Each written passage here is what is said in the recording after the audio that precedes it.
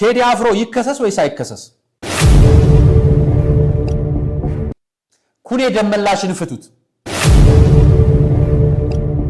ይሄ የወንጌል ፓርቲ ነው፣ የወንጀልም ፓርቲ ነው። ደረቱን ዳበስሽው፣ ሆዱን ነካካሽው፣ እጁን ደባበስሽው፣ አሽኮረመምሽው እንጂ እሷ አላሽኮረመምሽው። ሰላም ጤና ይስጥልኝ ውድ የአርያ ሚዲያ ቤተሰቦቻችን እንደምናላችሁ በያላችሁበት ሰዓት አቆጣጠር እንዳላችሁበት ሁኔታ ሰላማችሁ ብዝት ይበል ማለት ፈልጋለሁ። ወንድም እህቶቼ፣ ታላቅ ታናሾቼ እንደየእድሜያችሁና እንደየክብራችሁ መጠን ሰላማችሁ ይብዛ። ታሞ የተኙ በሆስፒታል ያሉ በጸበል ስፍራ የሚገኙ ወገኖቻችን እግዚአብሔር ያስብልን፣ ከክፉ ነገር ይጠብቅልን፣ ቅዱስ ገብርኤል ይራዳል። ዛሬ ወርሃዊ ቅዱስ ገብርኤል ነው አይደለም? ያስኩላችሁ መረጃዎች አሉኝ። ያስኩላችሁ መረጃዎች መካከል ብዙ ኢትዮጵያውያን ሴቶችን እያነጋገረ ያለውን ንቅናቄ ይዤላችሁ መጥቻለሁ። ከሱ በማስከተል ደግሞ አነጋጋሪው ሽምግልናና የያሬድ ነጉ ጉዳይንም አምጥቼላችኋለሁ። እሱን አስከትዬ ደግሞ ኢቢኤስ ምን አርጉ እያለን ነው፣ ምን ፍጠሩ እያለን ነው፣ ምን ይሆናል አብረን በማመረጃ ቴዲ አፍሮ መከሰስ አለበት ወይንስ ምንድነው የፈለጋችሁት? ፌደራል ፖሊስ ምላሽ ሰጥቷል። እሱን በተመለከተ ያስኩትን ትንታኔ ያቀርብላችኋለሁ። አያይዤ የማቀርብላችሁ ጉዳይ ደግሞ መንግስትና መንግስት ሰማያት የተደባለቀባቸውን ፓስተሮች ይዤላችሁ መጥቻለሁ። ከዩ ጩፋ እስከ ጎዳናው ሰባኪ ማለት ነው። ስለ ሁለቱም ነገር የምነግራችሁ መረጃ ይኖረኛል። እናንተ ከኛ ጋር ከቆያችሁ ሁሉንም መረጃ ትሰሙታላችሁ። ታዲያ ለእናንተ ይሆናል ያልኩትን አንድ መረጃ ይዤላችሁ መጣሁ። ሰዎች ማረፊያ ይፈልጋሉ አይደል? ዝንጀሮ እንኳን መቀመጫዬን ብላለች። በአዲስ አበባ ላይ በተለያዩ ሳይቶች ላይ ሰርቶ በማስረከብ ንግዶችንና ጉዳዮችን በማስጨረስ የሚታወቀው ሜሪት ፕሮፐርቲስ ለእናንተ ይሆናል ያሏቸውን ከሌላ ይዞታ ጋር ያልተያያዘ ነፃ ግዢ ስምምነት ለማድረግ ቤቶችን በኮንዶሚኒየም ዋጋ ይዞላችሁ መጥቷል። በፒያሳ መሀል ከተማዋ ላይ ከ00 መነሻው ጀምሮ በፒያሳ ላይ ሜሪት ፕሮፐርቲስ ከ3.5 ሚሊዮን ብር ጀምሮ በ900 ሺህ ብር ክፍያ የሚፈጸምበት የመጀመሪያውን ክፍያ ከባለ 1 መኝታ እስከ ባለ 3 መኝታ በተለያየ ዋጋ እርክን ይዞላችሁ መጥቷል። ከዛም በተጨማሪም ደግሞ በመርካቶ ተክለ ሃይማኖት የንግድ ማዕከል ውስጥ ሙሉ ክፍያው 1.8 ሚሊዮን የሆነና ለእናንተም በ400 ሺህ ብር ቅድመ ክፍያ የሚከፈልባቸው የንግድ ሱቆችን ይዞላችሁ መጥቷል። ይህንን በተመለከተ ንግድ ፈቃድ ኖሮት ህጋዊ ካርታ ኖሮት ማስረጃ ኖሮት የተረከብኩት አንደኛው ለእናንተ ያመጣሁላችሁ ይህ የገበያ ማዕከልና የመኖሪያ ቤት ሽያጭ ነው። ይህንን በተመለከተ ማስታወቂያውን ተከታትለን ከታች በምታዩት ስልክ ቁጥር ትደውሉላችኋላችሁ። ከመሸጋገሪያ በኋላ ወደ ፕሮግራማችን እንገባለን። በፒያሳ መሬት አይሸጥም እድል እንጂ አራዳ ፓርክ ፊት ለፊት በኮንዶሚኒየም ዋጋ የቤት ባለቤት የሚሆኑበት ብቸኛው አጋጣሚ በመሃል ፒያሳ አራዳ ፓርክ ፊት ለፊትና ከፍሬንድሺፕ ፓርክ አጠገብ እያስገነባ ነው ባለው ሳይታችን ላይ አመቺ በሆነ አከፋፈል ማለትም ከ900 ሺህ ብር ቅድመ ክፍያ ጀምሮና 100% ለሚከፍሉ ደንበኞች 35% ቅናሽ ባለ 1 መኝታ 6.1 ሚሊዮን ብር የነበረውን በ3.9 ሚሊዮን ብር ባለ 2 መኝታ 10 ሚሊዮን የነበረውን በ6.5 ሚሊዮን ብር ባለ 3 መኝታ 16 ሚሊዮን የነበረውን በ10.5 ሚሊዮን ብር አቅርበንሎታል።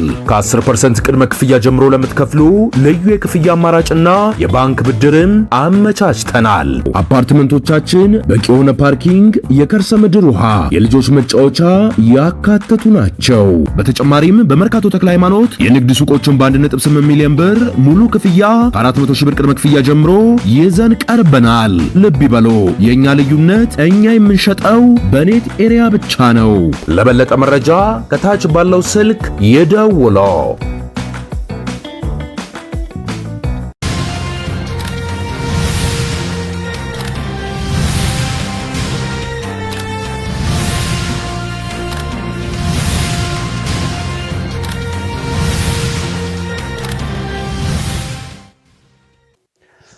የመጀመሪያው መረጃ ሴቶች በቅርብ ቀናት ወዲህ የሞዴስ ጉዳይ አነጋጋሪ ሆኖባቸው ማህበራዊ ሚዲያውን ተጠልቅልቋል። ያልተወደደ ነገር እንደሌለ እናውቃለን። በጣም ብዙ ነገር ተወዷል። ያሳሰበኝ ለምን መሰላችሁ? ከተማ ላሉት ብቻ አይደለም ያሰብኩት። እውነት ገጠር ላሉት እያዋጡ የሚልኩ በጣም ብዙ በጎ አድራጎት ተቋማት አሉ። በጣም ብዙ ሴቶች አሉ፣ በሴት ንቅናቄ ላይ የሚሰሩና ሴቶችን በመደገፍ የሚሰሩ አሉና እንደው የነዳጅ እጥረቱና የኑሮ ውድነቱ ንጽህና መጠበቂያ ላይ መጥቶ ሴቶቻችንን ለምን ያስጨንቃል? ማህበራዊ ሚዲያ መነጋገሪያ ይሆናል። እችን አጭር ጭውውት ለእናንተም ለእኛም ተመልከቱት። እንደው መተዛዘቢያ ይሆናል። ሰላም፣ የሞዴስ ብር ጎደለኝ ሙሉልኝ። ደግሞ እንደዚህም ጀመራችሁ? የኔ እናት እዚህ አይቻልም። ውጪ ውጪ ውጪ ውጪ። ይቅርታ በጣም በእናት የሞዴስ ብር ሙላልኝ። ከአቅሜ በላይ ሆኖ ነው። እየቀለድሽ ነው? እየቀለድኩ አይደለም፣ የምሬን ነው። በቃ እሺ፣ ስጠብቂ። እማ ሞዴስ ስጭኝ እስኪ።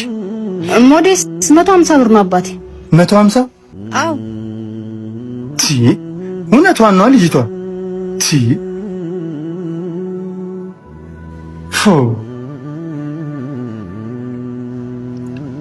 ይሄው እዛች ከሽንት ቤት አለልሽ።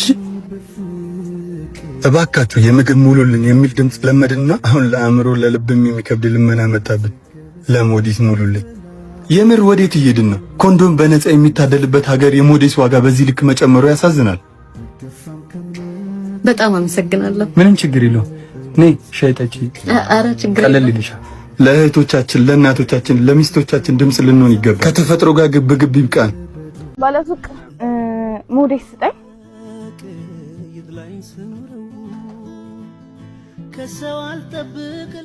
ነይ ቆይ፣ በአመት አንዴ ነው እንደዚህ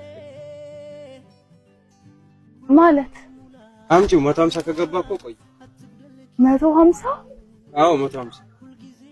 እሺ በእናትህ የቀን ስራ የሚሰሩ መስተንግዶ የሚሰሩ የዕለት ጉርሳቸውን እንኳን መጉረስ አቅቷቸው ክራይ ተዳብለው እየኖሩ ያሉ እህቶቻችን ማን ነው የሚያስብላቸው? እንተሳሰብ ለማለት ነው ይዤላችሁ የመጣሁት የመጀመሪያው መረጃ። የሰርግ አነጋጋሪውን ሰርግ ደግሞ ያስኩላችሁ የኛው መረጃ ነው። የያሬድ ነጉ ሰርግ እያነጋገረ ነው አይደለም? ላሳያችሁ። ሽምግልና ነው በነገራችን ላይ ሰርግና ሽምግልናውን አይለይም።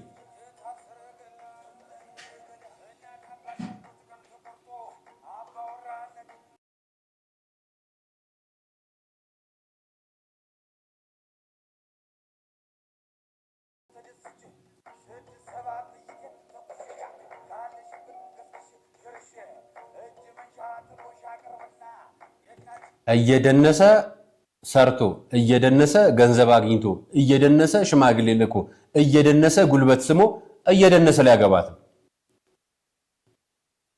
የሽምግልና ወጉ ቀራል። ለምንድን ነው ሽምግልና ተብሎ ይለክ ተለቀቀው? ራሱ አብራት ከሙሽራዋ ጋር የሚገናኝበት ሽምግልና ስርዓት ከቅርብ ጊዜያት ወዲህ በታዋቂ ሰዎች የሚታጀብ ሽምግልና፣ ትልቅ መኪና የሚጫን አበባ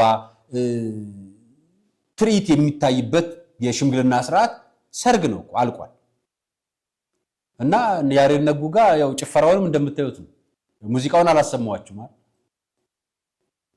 ይሄ ልምድ ደግሞ ደስ የሚለውና ብዙዎችን ቅር ያሰኘው ነገር አንደኛው ለዓለሙ ደስታ ነው። በቃ ይሄ ተደረገልኝ ይሄ ተደረገላት የሚለው ነገር አለ። እኔ እሱ ውስጥ አልገባም። ማህበራዊ ጉዳይ ነው፣ መንፈሳዊ ጉዳይ አይደለም። እናየው ይሄንን አይነት ጉዳይ ካህናት ሲያጅቡት፣ ጳጳሳት ሲያጅቡት ነው የማፍረው። ልጆቻቸው አሁን ማህበራዊ ሚዲያው ወጣቱ አባት ባይጠራው እንኳን ገፍቶ እየሄደ በስጋ ወደሙ እየተቀበለ በቁርባን እየተጋባ ነው። አሁን እያንዳንዱ ወጣት በቤተ ክርስቲያን በእግዚአብሔር ፊት ነው ጋብቻውን እየፈጸመ ያለው። በጣም ብዙ ወጣት ታዋቂ ሰዎችን አላልኩም፣ ብዙ ወጣቶች ጋብቻቸውን እግዚአብሔር ፊት አድርገዋል። ዓለሙ ደግሞ ሽምግልናውንም ሰርጉንም አባት እናት ፊትም ማፈር የለም ሽማግሌ የተላቀቀን ሙሽራው ሽክ ብሎ ለብሶ ሚዜዎቹ ለብሰው እዛው ይጨፈራል። ያው ብዙም ፍቺ የምንሰማው እንደሱ አይነት ነው። እንደውም ፍቺ ካነሳቸው አይቀር ዛሬ ጠዋት ይሄ መረጃ ተለቋል። የአዲስ አበባ ከተማ ባለፉት 9 ወራት ብቻ 4000 ፍቺ ምዝገባ ማከናወኑን ገልጿል። በ9 ወር ውስጥ 4000 ተፋቷል። እንዲህ የታይታው ሰርግም ጨምሮ የዓለሙ ሰርግ ማለት ከቤተ ክርስቲያን ፍቺ ጋብቻ ፈጽመው ፍቺ የጠየቁ ሰዎችን እስኪ አንድ ሰው ጥሩልኝ። ይኖራል አይደለም? ውስጥ ለውስጥ አይናገሩም፣ ለቤተ ክርስቲያንም አያሳውቁም። ጋብቻቸው በቤተ ክርስቲያን ፍቻቸው በውጭ የሆኑ ሰዎች ይኖራሉ።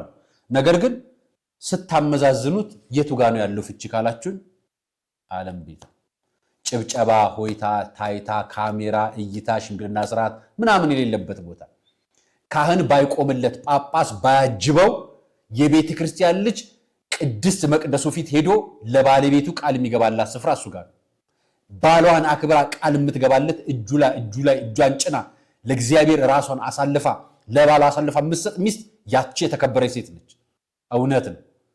ለዚህ ነው የቤተ ክርስቲያኑን ሰርግ እናወድሳለን፣ የዓለሙን ሰርግ ደግሞ እንኮንናለን። ይሄንን ብያችሁ 4000 ሰዎች ከተፋቱ የቤተ ክርስቲያን ዳታ እስኪያገኙ 20 ሰው ተፋታ ከተባለ እስቲ አምጡልኝ። የለም። ይሄን ቪዲዮ አይቼ አፈርኩ። ለነገራችሁ ነው። ኢቢኤስ ምን ሆኑ እያለን ነው? ምን እየተፈጠረ ነው? ሆርን ነው የፖርን የሚባለውን ነገር ጀመራችሁ እንዴ እናንተ? ትልቅ ሚዲያ እኮ ሜንስትሪም ሚዲያ ነው። ኤዲቶሪያል ቦርድ የለው። ህፃናት ወጣት ሴቶች ሳይት ምንድነው የሚሰማቸው? ምን እንዲያደርጉ ፈልጋችሁ? ቦዲ ቢውልደር እየደባበሱ እየነካኩ እያሽኮረመሙ ቪዲዮ መቅረጽ ምን ማለት ነው? እውነቱን ፊት ለፊት ካልተነጋገርን በስተቀር አሽሞንሙነን ተናግረን አሽሞንሙነን ልናልፋችሁ ከሆነማ ልጆቻችን ወሰዳችኋቸው። አሁንም የሚያዩት እናንተን ያው ተመልከተው።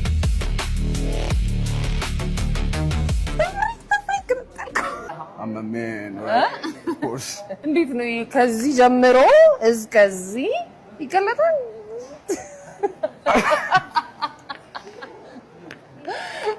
እንዴት እንደመጣ ማየት ፈልጋለሁ። ይቻላል። ለዛ ነው እንደዚህ ፈርጠም ያለ ነገር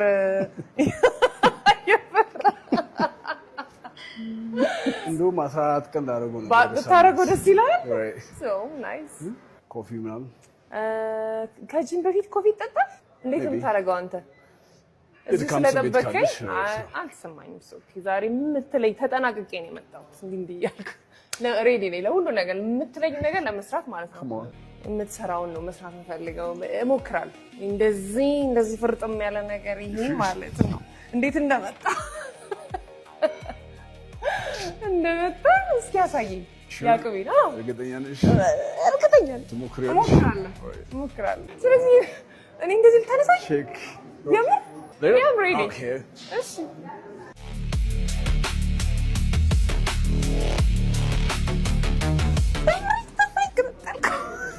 እሺውን ጥፍሬ ገነጠለው።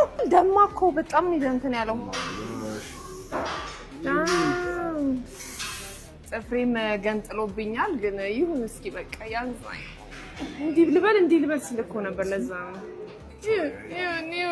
ይኸውልህ ደም ስር ለማግኘት ነው ይኸውልህ ጥፍሬ የሚገነጠለው። ግን ደም ስር ከኔ ቀንስልሻለሁ።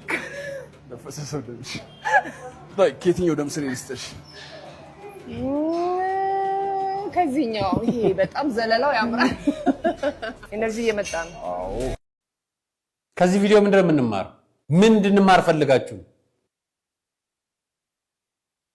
ደረቱን ዳበስሽው፣ ሆዱን ነካካሽው፣ እጁን ደባበስሽው፣ አሽኮረመምሽው እንጂ እሷ አላሽኮረመምሽም።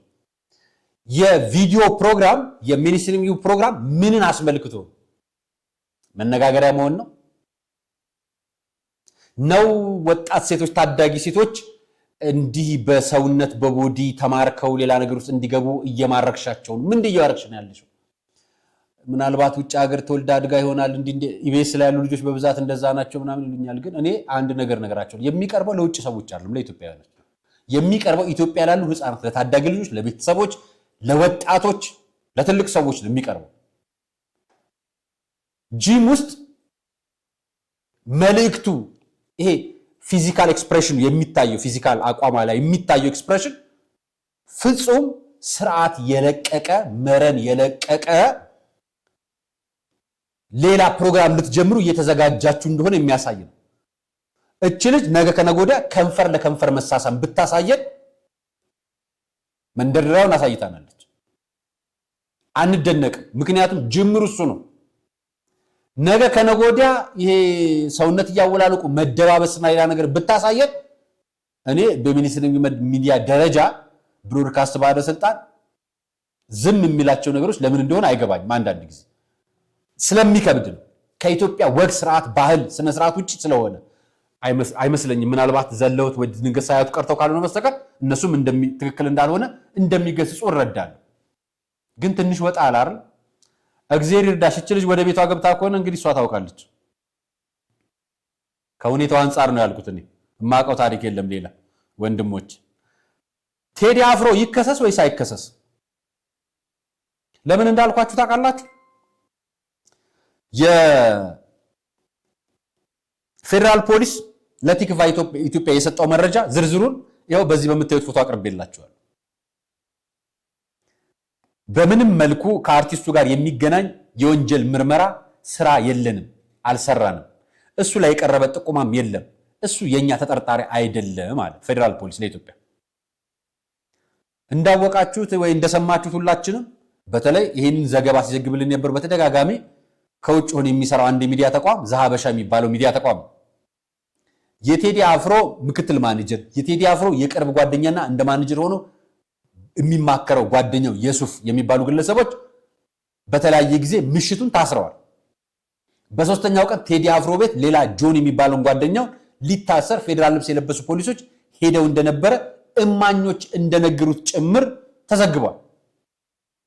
በተለይ ኢትዮሪካ አልበም ከወጣ በኋላ ዳስጣል የምትለው ዘፈን ጋር ተያይዞ ብዙ ሰባኪዎች በነገራችን ላይ ፓስተሮች የስብከት አጀንዳቸው አድርገውት ሃይማኖትና ፖለቲካ ተደባልቆባቸው አይተናል። ተደጋጋሚ ይሄ ጉዳይ ቄስም ላይ አይተናል፣ ሼክም ላይ አይተናል።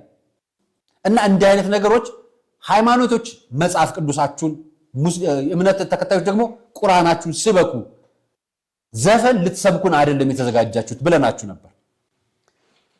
ምክትል ማናጀሩን ጨምሮ የቅርብ ጊዜ ጓደኛው መታሰራቸው የተመለከተ ነው። እንደምታውቁት ከቴዲ ጋር የተያዘ ጉዳይ ከቀድሞ የጀመሩትን ያነሱት አቶ ሙሊሳ የተባሉት ግለሰብ መግለጫ ተከለከለ ከተባለ ምን ስለሆነ ተከለከለ? ሚስቱ አለች አይደለም? ሚዲያ መስጠት ከፈለገ በሚስቱ መስጠት ይችላል። ባይችል ደግሞ የሞባይል ስልኩ ላይ መስጠት ይችላል፣ መግለጫው ማውጣት ይችላል። እነዚህ አይነት ነገሮች አሉና ለምንድን ነው እንደ ሎ ኢንፎርስመንት ተደርጎ የሚሰራው መብት እንዲከበር ነው እያሉ ሲያብራሩ ነበር። ከአርቲስቱ ጋር የተገናኘ እሱን መሰረት የሚያደርግ ምንም ነገር ባልሰራንበት ሳይበር ተጠቅመው ብዙ የፖለቲካ ፍላጎት ያላቸው ህዝቡን በሌላ ነገር ማንቀሳቀስ ያልቻሉ እሱ እንደተነካ አድርገው የሚፈጽሙት ተግባር መሰረተ ቢስ ነው ሲሉ በአጽንኦት ሰጥተዋል። ስለዚህ እሱና እሱ ዙሪያ ያሉት ነገሮች ክስ ካልተመሰረተባቸው ቢሮ ተዘርፏል፣ አቅራቢያውና ባልደረቦቹ ተናግረዋል የሚል መረጃ ወጥቷል። ካልተዘረፈ እንደውም ፖሊስ ይሄንን ሐሰት መረጃ መዘገቡ ሌላውን ግጭት ላይ ያነሳ ማስነሳቱን እሱ ሄዶ ዘግቦት ማጋለጥ ይችላል። ሌላኛው ደግሞ ምክትል ማኔጀሩ ታስራለች። ፌደራል ፖሊስ በሱና በሱ ዙሪያ አላሰርኩም ካለ ጓደኛውንም አላሰርኩም ካለ ጉዳዩ ከፌደራል ፖሊስ ውጪ ሰዎች ጋር ሄዶ የሚዘርፍና ሰዎችን አግቶ አፍኖ እስር ቤት የሚከት የግሉ እስር ቤት ከመንግስት ከፌደራል ፖሊስ ውጪ እስር ቤት የሚከት አካል ካለ ደግሞ የጸጥታ መዋቅራችን ጋር ሌላ ተጨማሪ የቤት ስራ ይጠበቅባቸዋል። ምክንያቱም አፋኝ ሌላ ቡድን አለ ማለት ነው። ሻዶ ገቨርንመንት የሚባለው ሻዶ ፖሊስ፣ ሻዶ አፋኝ ቡድን፣ ሻዶ ማፊያ የሚባል ቡድን አለ ማለት ነው። ይሄ ሁለቱም እንግዲህ ፖሊስ በምርመራው በራሱ ጊዜ የማየው ይሆናል። በየተሰራ ሙዚቃ ክፍሉ ተሰበረ የሚባለው ሌላ እሱን ሊያቀናብሩ ይችላሉ። ነገር ግን ጉዳዩ ተፈጸመ ከተባለ ጉዳዩ አለመፈጸሙን እኮ በቪዲዮ በፎቶ ማስረጃ ማረጋገጥ ይችላል። በፌደራል ፖሊስ ገጽ ላይ ገብቻ ይችል ነበር። ምንም አይነት ነገር ስለ ቴዲ አፍሮ የተዘገበ ነገር የለም። እሱ እንዲከሰስ ይፈልጋል ከተባለ አሁን ሊከሱ የሚፈልጉ ሰዎች አሉ ከተባለ መንግስት ያውቃቸዋል ወይ ደግሞ ለመንግስት ደርሶታል ማለት ነው። እሱ ግን እስካሁን የለም ነው ፌደራል ፖሊስ እያለ ያለው። እሱንም በሱ ዙሪያ ያሉትንም አልፈለግንም፣ ምንም ያደረግነው ነገር የለም፣ ቤቱንም አልበረበርንም፣ ቢሮም ጋር የተነካ ነገር የለም፣ ያ የተሰራ ነገር ነው አሉ። ማህሌትስ ያሲኖስ ኤአይ ናቸው የታሰሩ። ፌደራል ፖሊስ ካልያዛቸው የያዛቸውን ሰው ደግሞ ሆነ ብሎ ረብሻና ሌላ ቅስቀሳ የሚፈልግ አካል ካለ ደግሞ ፌደራል ፖሊስ አደጋው አፍንጫ ስር መጥቶብናል ማለት ነው። ስለዚህ እኛ ፌደራል ፖሊስን ልናግዝ ማን እንደሆነም ልናቅ ይገባል። እስካሁን ፍርድ ቤት አልቀረበም ነው መረጃ የሰማነው አይደል? ህግ ጥሶ ከተገኘ እንደማንም ሰው ሊጠየቅ የሚችል ሰው ዜጋ ነው እስከሆነ ድረስ አቶ ሙሊሳ በአሁኑ ጊዜ ከሱ ጋር የሚያገናኝ ምንም አይነት ምርመራ እየሰራን አይደለም። ዋናው ትልቁ ነገር ህዝቡም በደንብ ሊገነዘብ የሚገባው ዝም ብሎ ኮሽ ባለው ቁጥር ድሮ ሰው እንደዚህ ዘፈንክ ተብሎ እንደሚያስር እንደዚህ አይነት ነገር ግራጁዌት አድርጎ አልፏል። የጸጥታ ተቋሙ ወንጀል ከሰራ ማንም ሰው ይጠየቃል። መንግስት አካልም አመራርም ቢሆን በህግ በማስረጃ ይጠየቃል። ወንጀል ያልሰራ ሰው ግን በፍጹም አይጠየቅም ሲሉ ተናግረዋል። ይሄ የተናገሩትን ያቀርቡላችሁ ምክትል ኮሚሽነር ናቸው አቶ ሙሊሳ አብዲሳ። ክልከላ ተደርጓል ሲባል የነበሩ ውሸቶች ናቸው ያሉ ሲሆን ሁሉም መሰረተ ቢስ ነው። ይሄ ልጅ ቴዲን ተጠቅመው ህዝብ ላይ ሽብር ለመፍጠር የሚያደርጉት ነገር ነው እንጂ ከቴዲ ጋር እና ከዙሪያው ከአካባቢው ጋር ምን የሚያደርግ ነገር የለም እያሉን ነው እነሱ ነው ያሉት። እየሰማንና እያየን ያለነው ግን ከዛ ያለፈ ነገር ነውና ምናልባት እኚህ የመንግስት ኃላፊ ወይ ደግሞ የጸጥታ ተቋም ኃላፊ ታሰሩ የተባሉት አካላት ካልታሰሩ ለምን አያጋልጡልን? አንደኛ መንግስትም ታማኝ ያደርገዋል። ከታሰሩ ደግሞ መታሰራቸውን ደግሞ የተጠረጠሩበት ሌላ ጉዳይ ከሆነ ማሳወቅ፣ ካልሆነ ግን ያፈናቸው አካል ስላለ እንዲህ አይነት አፋኝ ቡድኖች ለመንግስትም አደጋ ናቸውና መንግስት የራሱን ነገር እንዲራምድ እንዲጠቆም ለማድረግ ነው። በነገራችን ላይ መንግስትና መንግስት ሰማያት ይለያያል። እዩ ጩፋን ስሙት። እኔ ብልጽግና ፓርቲ ነኝ። እኔ ብልጽግና አባል ነኝ። የክርስቶስ ባለጠግነት እኔ ውስጥ አለ። የክርስቶስ ዘር እኔ ውስጥ አለ። ሃይማኖት ነው የፓርቲ ቅስቀሳ ነው። አንድ ቄስ ተነስቶ የኢዜማ ፓርቲ አባል ነኝ ቢል ወይ ደግሞ አሁን የሚወዳደሩት ወይ ኢሃፓ ነው ወይ የሆነ ነገር ቢል ሃይማኖት ነው የምነግርህ። የሃይማኖት መሪ በነጋታ ይታሰራል። አንድ ቄስ ታስረዋል አይደለም? ኧረ አንድ ቄስ አይደለም ከሶስት በላይ ቄስ አልሸባብን ደግፋቸዋል ነው አይሳይስን ደግፋቸዋል ተብሎ ቄስ እኮ ነው ያልኳቸው። እነዛ እኮ የእስልምና እምነት ናቸው።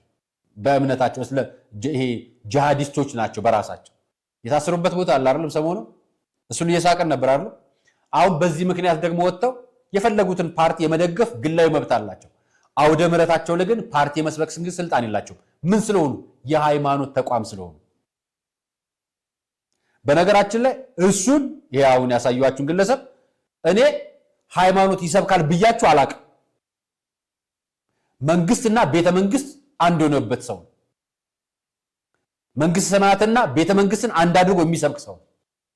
እነዚህ አይነት ሰዎች መንግስት ሰማያታቸው ቤተ መንግስት ነው ለነሱ። ሰማያዊ መንግስት ኢየሱስ ክርስቶስ የሚሏቸው የለም። ነገ ደግሞ አንዱን ሰው ጠርተው ክርስቶስ ነው ይሏቸዋል። እዚህ ከምታውቁት ምድር ላይ ከሚመላለስ አሁን ያለ ባለስልጣን ከሆነ ወደድኩት ከሚሉት አካል ጠርተው እሱ ኢየሱስ ክርስቶስ ነው ይሏቸዋል። አሁን መንግስት ሰማያትና ቤተ መንግስትን አመሳስለውላቸዋል። ልጨምርላችሁ፣ ስሙት። የኛው መንግስታችን ጎርዱጋሾት መደመር በማለት ያምናል። ታሸተና ማንቶ መንግስታችን መደመር በማለት ያምናል። ጎርዱጋሾት ታሸተ ኢየሱስ ጌታ ነው። ኢየሱስ ሞት ይችላል። ስለዚህ እግዚአብሔር ደግሞ ኩይዳፍረ መቀዱ ቆለ አንድ እንድንሆን ይናገረናል። ምትከለ መቀደ ጆራ እንዳንከፋፈል ይናገራል። በጣም መቀደ ጆራ በፍቅር እንድንኖር ይናገራል። ለወና መቀደ ጆራ ስለዚህ የተከፋፈላችሁ ወንድሞች ኩይዳፍረ በበጣም ትኖራሉ። ወደ እግዚአብሔር መንግስት ተመለሱ። መቀዱ ጋሾት ይወል የመዳን ቀን ዛሬ ነው። ከተበርቴዎች ይሄ የወንጌል ፓርቲ ነው፣ የወንጀል ፓርቲ ነው። ይሄ የመደመር ፓርቲ ነው፣ የመደመር ቤተ መንግስት ሰማያት ነው። ይሄ ስብከት የመጽሐፍ ቅዱስ ነው፣ የፓርቲ ነው። ቅስቀሳው ፓርቲ ቅስቀሳ ነው፣ መንግስት ሰማያት ቅስቀሳ ነው። በሃይማኖት ተቋም ፖለቲካ መስበክ አይቻልም አይደል? በፖለቲካም ሃይማኖት መስበክ አይቻልም አይደል? ታዲያ ይሄ አደባባይ ምስክር እኮ ነው ያመጣንላችሁ። የሃይማኖት ተቋማት ጉባኤ ምን እየሰራ ነው? ለሀገር ሰላም እሰራለሁ እያላችሁን አይደለም? ብፁዕ አቡነ ጎርጎሪዮስ የሃይማኖት ተቋማት የበላይ ጠባቂ አባት፣ የሰላም ሚኒስቴር፣ በእምነቶች መካከል ሰላማዊ ግንኙነትና ትስስር እንዲሆን የምትሰሩ ተቋማት። በነገራችን ላይ የሰላም ሚኒስቴር አለ አይደል? የሃይማኖት ጉዳዮችን የሚመራው እሱ ነው። እና ምን እየተሰራ ነው? ልድገምላችሁ፣ ይሄ የወንጌል ፓርቲ ነው፣ የወንጀልም ፓርቲ ነው። አደባልቆ ስለሚሰብክ መደመር የሚባል ቤተ መንግስት ሰማያት የለንም። መንግስት ሰማያት አንዲት ነች። በፓርቲ ስም አይደለም መንግስት ሰማያት የምትጠራው። የትኛውንም መደገፍ የትኛውንም መቃወም ይችላል በግል። በስብከት ግን ማንንም መደገፍ ማንንም መቃወም አይቻልም። ጸጥ ነው የሚባለው። የራስን በራስ መወሰን ነው። አውደ ምሕረት ወንጌል በሚሰበክበት ስፍራ ቤተ መንግስት ከተሰበከ ወንጌልነቱን ትቶ ፓርቲ ይሁንልን። የሐሰተኛ ፓስተሮች የብልጽግና ፓርቲ ደጋፊዎች፣ የሐሰተኛ ፓስተሮች የተቃዋሚ ፓርቲ ደጋፊዎች፣ የሐሰተኛ ፓስተሮች የሐሰተኛ ቄሶች የፓርቲ ደጋፊዎች፣ የሐሰተኛ ቄሶች የተቃዋሚ ደጋፊዎች፣ የሐሰተኛ ፓርቲዎች እንዲህ እየተባለ ነው መጠራት ያለበት። ሰውን ተውት። አንድ ነገር ልንገራችሁ። የአርባ ምንጩ ጀግና ኩኔ ደመላሽ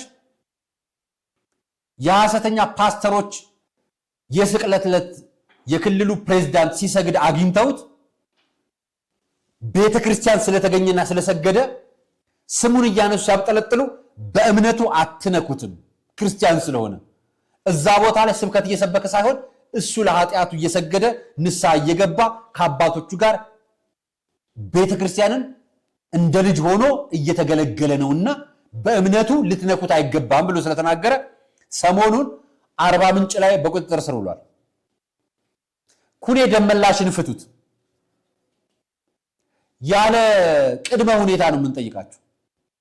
ደቡብ ክልል ላይ ከጳጳሳቶች በላይ ብቻውን የምዕመን ጳጳስ የዲያቆን ጳጳስ ሆኖ የሚያገለግል አንድ ኩኔ ደመላሽ 140 ቤተክርስቲያን ያሰራ ምዕመናን ያስረዳ ነዳያንን ያስፈሰገ አንድ ምዕመን የማህበራዊ ሚዲያ ተጽዕኖ ፈጣሪ ጀግና ወንድም። ይኸው ወንጀልና ወንጌልን ደባልቀው የሚሰብኩትን ቁጭ አድርጋችኋቸዋል። ቤተክርስቲያን የሚሰብከውንና የቤተክርስቲያን ስርዓት ይጠበቅ፣ አባቶች ይከበሩ፣ ህገ ቤተክርስቲያን ቀኖና ደግሞዋ ይጠበቅ ያለ ወንድማችንና የቤተክርስቲያን ምዕመኖቻችን አትንኩብን የሚለው ወንድማችን ደግሞ እስር ቤት ገብቷል። ወንጌል የሚሰብከው ይታሰራል፣ ወንጀል የሚሰብከው አደባባይ ይወጣል። ልድገምላችሁ ስብከቱ ስሙት። መንግስታችን በርቱካሾት መደመር በማለት ያምናል። ታሸተና መንቶ መንግስታችን መደመር በማለት ያምናል። በርቱካሾት ታሸተ ኢየሱስ ጌታ ነው። ኢየሱስ ይሞት ይችላል። ስለዚህ እግዚአብሔር ደግሞ ኩይዳፍረ መቀዱ ቆለ አንድ እንድንሆን ይናገረናል። ምትክረ መንግስታችን መደመር ያምናል። ጌታችን ኢየሱስ ክርስቶስ ደግሞ የመጽሐፍ ቅዱስ ጥቅስ አለ። ሮሜ የምትሏት ጥቅስ አለች። ሮሜ 8 አለች አይደል? የምትሏት አለች የለችም አይደል? እባካችሁ ጊዜ የሰጠው ቅል ድንጋይ ይሰብራል በሚል ብሂል መንግስትንና መንግስት ሰማያትን አንድ አታርጉብን። መንግስት ሰማያትማ መንግስትን ከመሰለ የፓርቲ አባል መሆን እንጂ የቤተ ክርስቲያን ምዕመን መሆን አይጠበቅብንም። ምናልባት ፕሮቴስታንቶች መንግስትና መንግስት ሰማያት ተደባልቆባቸው ከሆነ እነዚህ ልጆች እነዚህ ለሚሰብኩት እኔ የፓርቲ አባል የሚሉ ሰዎችም ጭምር የሚሰብኩ ከሆነ እነሱ ራሳቸውን ይለዩ። አባ ገብረ ኪዳን ግን የማያዳግም ምላሽ ዳስጣልም ለሚሉትም ለሌላም ጉዳይ ለሚናገሩትም እንዲህ ብለው ምላሽ ሰጥተዋል። ስሟቸው። ሀገር የምትፈርሰው በሶስት ነገር ነው ይላል። ሲራክ ነው ያለ፣ እኔ አይደለሁም። የምትሰሙ ሰዎች ከሲራክ ጋር ነው መነጋገር። እሺ፣ ሀገር የምትፈርሰው በሶስት ነገር ነው። ጅል ሰው ሀብት ያገኘለት፣ ጅል ሴት ባል ያገባችለት። ጅል ሴት ነው፣ እናንተ ጅል ሴት አይደላችሁም። ጅል ሴት ባል ያገባችለት፣ ከዚያስ ባለጌ የተሾመለት። በእነዚህ አገር ይፈርሳል ብሎ ይነገራል ማለት ነው። አያውቅበትም፣ ያጠፋዋል፣ አይሆንለትም። ልጆች እኮ ወርቅ ዘው አያምርባቸውም። አሁን ለልጆች ቀለበት ብንሰጣቸው መጫወቻ ነው የሚመስላቸው። ሰፈር ይዘውት ሄዱና አስቀምጠው ቤታቸውን ነው። ሞኝ ሰው ስልጣን አያምርበት፣ ገንዘብ አያምርበት፣ ሀብት አያምርበት፣ ያለ አግባብ ይጠፋበታል። በእውነቱ ማለት የወርቅ ቀለበት በእሪያ አፍንጫ መልካም አይደለም ይላል ሰሎሞን።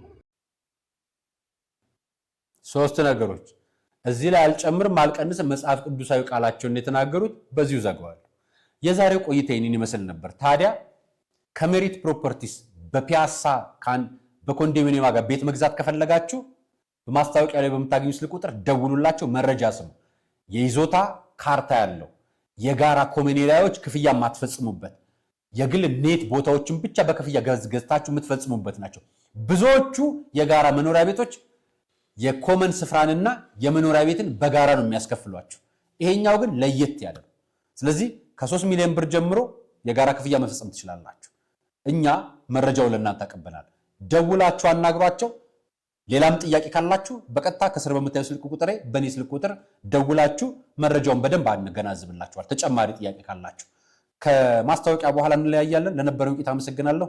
ሰናይ በፒያሳ መሬት አይሸጥም እድል እንጂ አራዳ ፓርክ ፊት ለፊት በኮንዶሚኒየም ዋጋ የቤት ባለቤት የሚሆኑበት ብቸኛው አጋጣሚ በመሃል ፒያሳ አራዳ ፓርክ ፊት ለፊትና ከፍሬንድሺፕ ፓርክ አጠገብ እያስገነባ ነው ባለው ሳይታችን ላይ አመቺ በሆነ አከፋፈል ማለትም ከ900 ሺህ ብር ቅድመ ክፍያ ጀምሮና 100% ለሚከፍሉ ደንበኞች 35% ቅናሽ ባለ 1 መኝታ 6.1 ሚሊዮን ብር የነበረውን በ3.9 ሚሊዮን ብር ባለ 2 መኝታ 10 ሚሊዮን የነበረውን በ6.5 ሚሊዮን ብር ባለ 3 መኝታ 16 ሚሊዮን የነበረውን በ10.5 ሚሊዮን ብር አቅርበንሎታል። ከ10% ቅድመ ክፍያ ጀምሮ ለምትከፍሉ ልዩ የክፍያ አማራጭና የባንክ ብድርን አመቻችተናል። አፓርትመንቶቻችን በቂ የሆነ ፓርኪንግ፣ የከርሰ ምድር ውሃ፣ የልጆች መጫወቻ ያካተቱ ናቸው። በተጨማሪም በመርካቶ ተክለ ሃይማኖት የንግድ ሱቆችን በ1.8 ሚሊዮን ብር ሙሉ ክፍያ 400 ሺህ ብር ቅድመ ክፍያ ጀምሮ ይዘን ቀርበናል። ልብ ይበሉ፣ የኛ ልዩነት እኛ የምንሸጠው በኔት ኤሪያ ብቻ ነው።